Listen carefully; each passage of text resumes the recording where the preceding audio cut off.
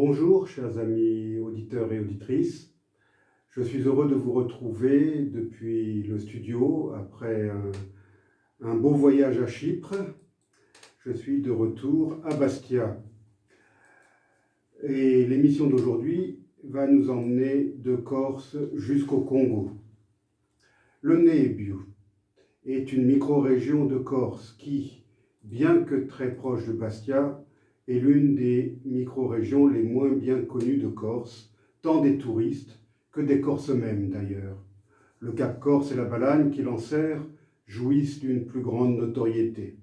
Du Nebbio, on ne connaît souvent que San Fiorenzo, Saint-Florent, son port de plaisance, bondé de touristes durant l'été, du moins les étés sans Covid, et son superbe golfe entre Agriate et Cap Corse. L'église San Miguel de Murado est malgré tout l'un des monuments les plus connus et les plus photographiés de toute l'île, même si nombre de visiteurs ignorent qu'elle se trouve en effet dans le Nebbio, à la limite de Murado et de Vallecale.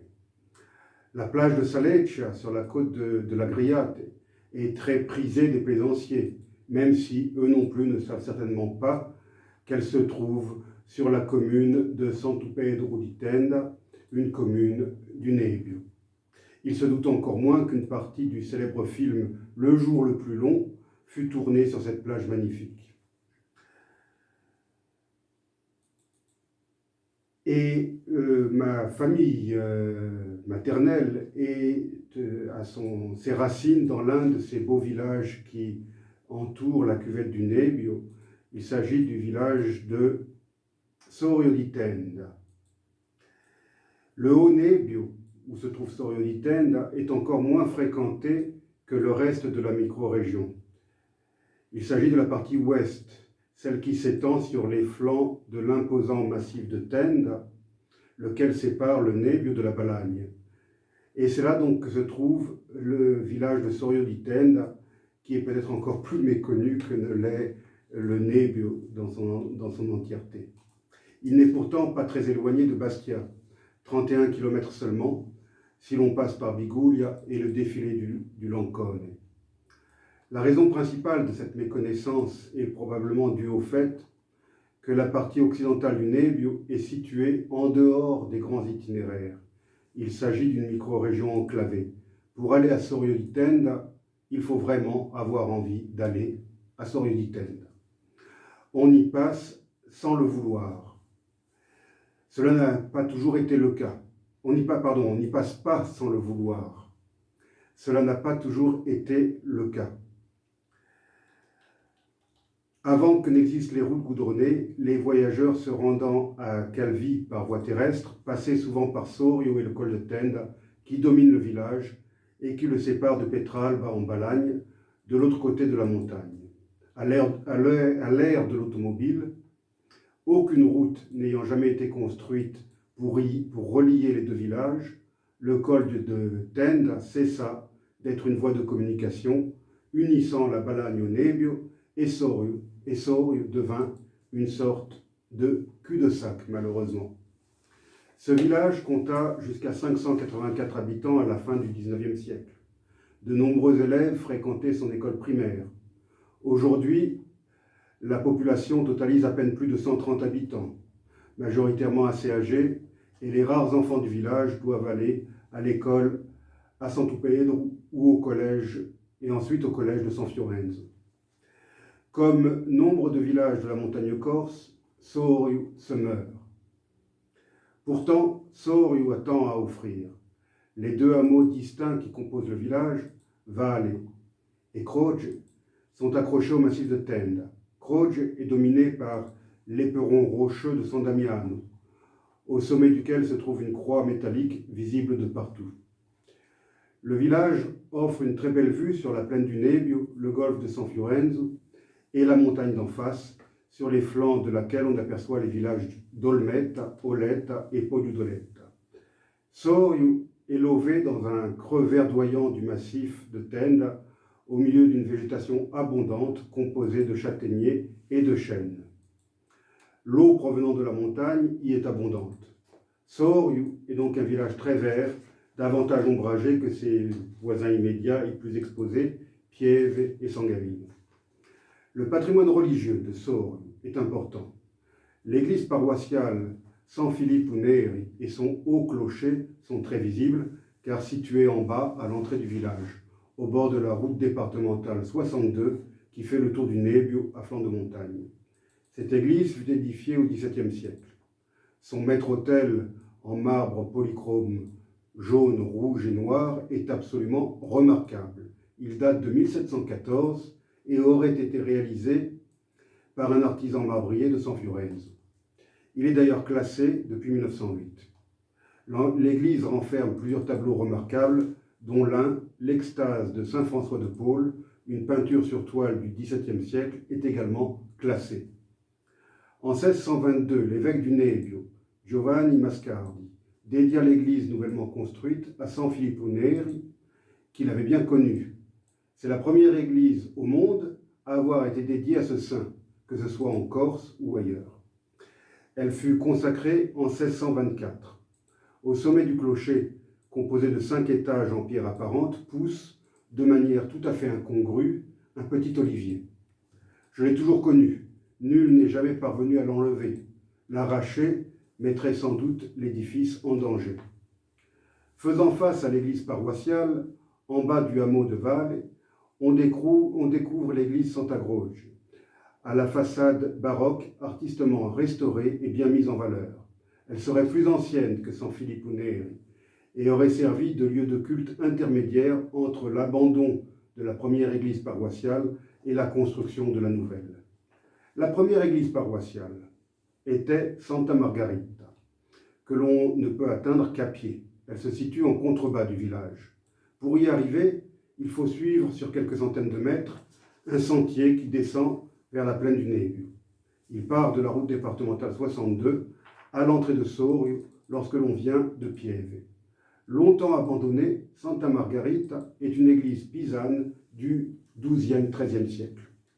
Autrefois, elle était située au milieu du cimetière, avant que celui-ci ne soit transféré à son emplacement actuel, en contrebas de la route lorsque l'on sort de la belle forêt de châtaigniers à l'entrée du village. Longtemps restées sans toiture, les fresques qui ornaient l'intérieur de l'abside sont à présent malheureusement presque effacées. On peut cependant encore voir l'image de la Sainte au-dessus de l'autel. Le 20 juillet, c'est la fête de Santa Margherita, aussi également connue sous le nom de Marguerite d'Antioche ou Marine d'Antioche. Il s'agit d'une vierge martyre du début du IVe siècle, vers 305, fêtée le 17 juillet par les orthodoxes et le 20 juillet par les catholiques. Lors de mon récent voyage à Chypre, je l'ai rencontrée à plusieurs reprises dans différentes églises orthodoxes sous le nom de Agia Marina, donc Sainte Marine.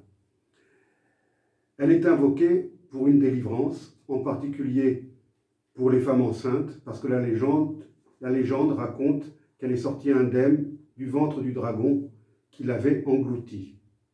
Cette sainte naquit à Antioche de Pisidie, vers l'an 289. Convertie au christianisme, elle fit vœu de virginité, repoussa les avances du gouverneur romain Olybrius et refusa d'abjurer sa foi. Elle mourut décapitée vers l'âge de 16 ans. L'absence de base historique de son hagiographie a entraîné l'interruption de son culte, sauf à Sorio, après le concile de Vatican II. Elle reste malgré tout très vénérée, comme je viens de le dire, dans l'Église orthodoxe, en particulier à Chypre. Elle est, avec Michel Archange et Catherine d'Alexandrie, l'un des 3 saints qui sont apparus à Jeanne d'Arc pour lui confier une double mission, faire couronner le dauphin et bouter les Anglais hors de France. Chacune de ces 2 missions fut accomplie un 17 juillet, jour probable du martyre de Sainte Marguerite. Charles VII fut en effet couronné à Reims le dimanche 17 juillet 1429 et la victoire de Castillon mit fin à la guerre de Cent Ans le mardi 17 juillet 1453. Chaque 20 juillet, Sorio célèbre donc sa sainte patronne. Cette année n'a pas fait exception. Depuis 2008 et le décès du regretté abbé Paul Pétro, qui fut prêtre de la paroisse 60 années durant, il n'y a plus de prêtre résident à Sorio. Depuis la réorganisation des secteurs paroissiaux du diocèse, c'est le curé de Biguglia qui a en charge la paroisse de Sorio ainsi que les paroisses voisines. La messe n'y est donc célébrée qu'une fois par mois. Mais elle a bien lieu pour les deux fêtes patronales, San Filippo Neri et Santa Margherita. Chaque année, lorsque je suis en Corse du moins, je me rends donc à Sorio pour ces célébrations. Ce 20 juillet, je m'y suis à nouveau rendu.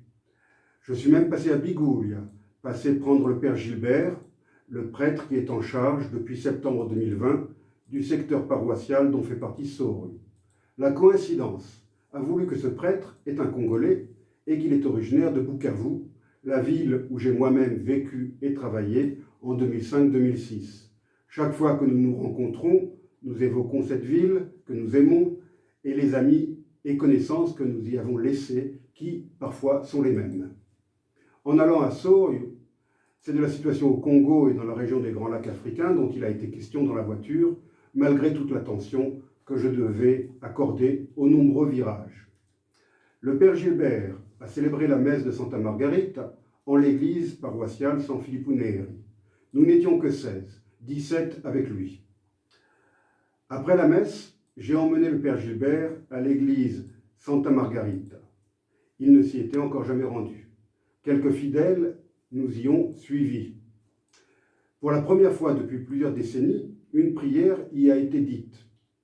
L'an prochain, le 20 juillet, le père Gilbert espère bien pouvoir célébrer la messe dans cette vénérable église de Santa Margherita.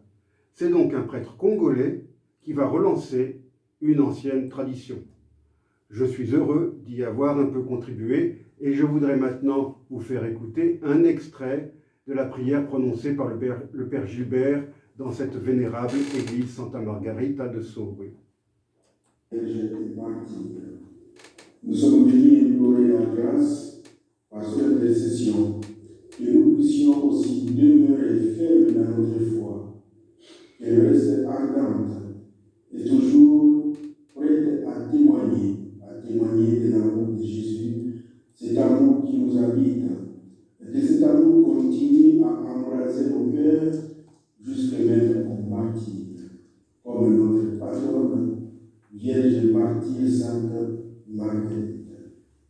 Voilà pourquoi, en souvenir de tous ceux-là qui ont prié dans cette église, nous adressons cet hommage à notre sainte Marguerite, en lui implorant que s'il y en a qui sont encore au purgatoire, qu'ils en soient délivrés et qu'ils trouvent la face glorieuse de notre Seigneur Jésus-Christ, qu'ils ont servi toute leur vie. Et nous-mêmes, nous adressons à toi, Marguerite, intercède pour nous. Et notre mère, la très sainte Vierge Marie, accompagne ce village et veille sur ce village en même temps que toi-même, le village de Sorio. Je vous salue, Marie, pleine de grâce, le Seigneur est avec vous. Vous êtes bénie entre toutes les femmes, et Jésus, le fruit de vos entrailles, est béni. Sainte Marie, Mère de Dieu, priez pour nous pauvres pécheurs, maintenant et à l'heure de notre mort. Amen. Sainte Marguerite, priez pour nous. Sainte Marguerite, priez pour nous. Sainte Marguerite, priez pour nous. Amen. Le Seigneur soit avec vous Et avec votre esprit. que Dieu Tout-Puissant vous bénisse et vous garde, le Père, le Fils et le Saint-Esprit. Amen. Je sens la joie d'être prié. Ah oui, il y a une écriture qui a pu s'en servir. Puisque Sorio m'a donné l'occasion de parler du Congo, je voudrais aussi évoquer la grande figure de l'Église du Congo qu'était le cardinal Laurent Monsengo Passigna. Né le 7 octobre 1939 à Mongobélé, village situé dans la province de Bandundu, au Congo belge, aujourd'hui République démocratique du Congo. Il est décédé le 11 juillet dernier à Versailles, 6 jours après avoir été évacué de Kinshasa dans un état critique. Ce prélat congolais était docteur en écriture sainte et professeur de théologie. Ordonné prêtre en 1963, archevêque de Kisangani en 1988, il fut nommé archevêque de Kinshasa en 2007 et fait cardinal en 2010 par Benoît XVI. Il participa au conclave de 2013 qui aboutit à l'élection du pape François. Il se retira de sa charge épiscopale en 2018.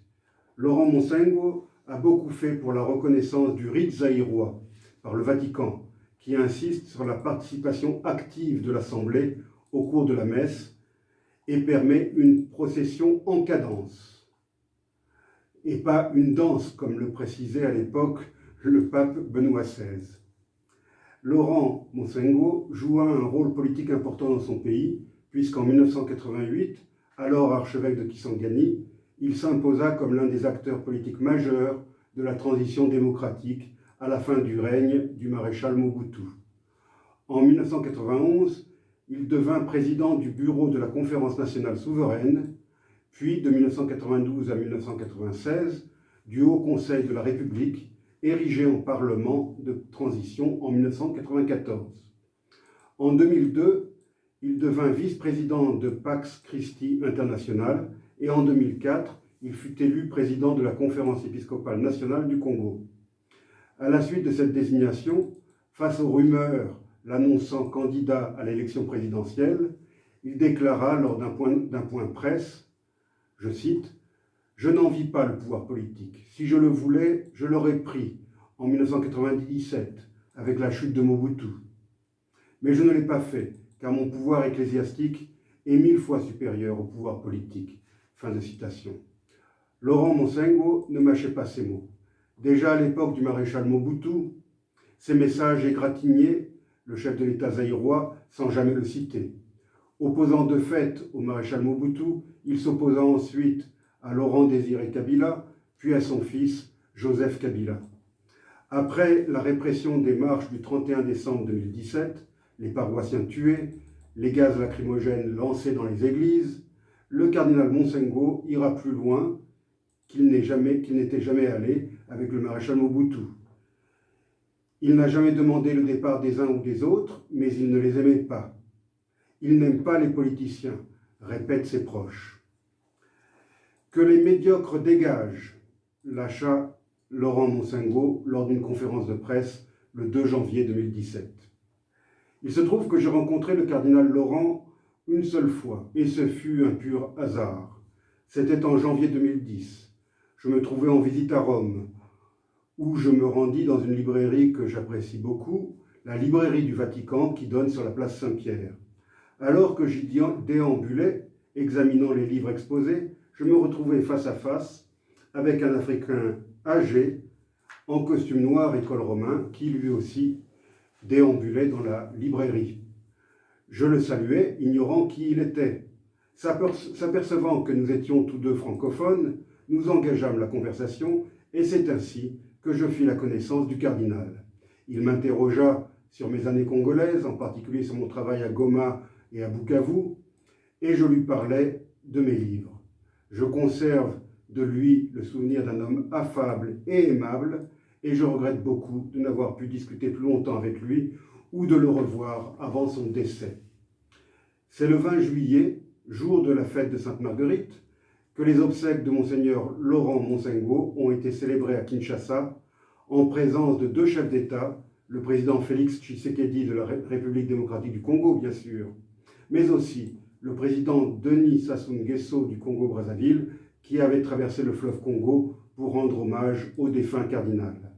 La messe a été présidée par le cardinal Fridolin Ambongo, successeur de Laurent Monsengo. À cette occasion, il a déclaré « La meilleure façon d'honorer la mémoire de ce personnage, c'est de s'engager résolument pour que les richesses immenses dont Dieu a doté notre pays servent réellement au bien de nos populations et non à un petit groupe de privilégiés. On ne peut rendre hommage à la mémoire du cardinal Laurent Monsengo si on laisse la population croupir dans la misère alors que les gouvernants vivent dans l'opulence et l'impunité. » Fin de citation. Il fallait le faire, surtout en présence de 2 chefs d'État africains. Lors de cette cérémonie, Laurent Monsengo a été décoré à titre posthume par le président Tshisekedi. Ensuite, les Congolais ont pu se recueillir devant son cercueil et lui rendre hommage librement une partie de la journée. Voilà, chers amis auditeurs, ce que je voulais dire au sujet de Sainte Marguerite, mais aussi au sujet du cardinal Laurent Monsengo, une grande figure de l'Église congolaise qui était très populaire en République démocratique du Congo. Je vous remercie pour votre attention et je vous dis à la semaine prochaine.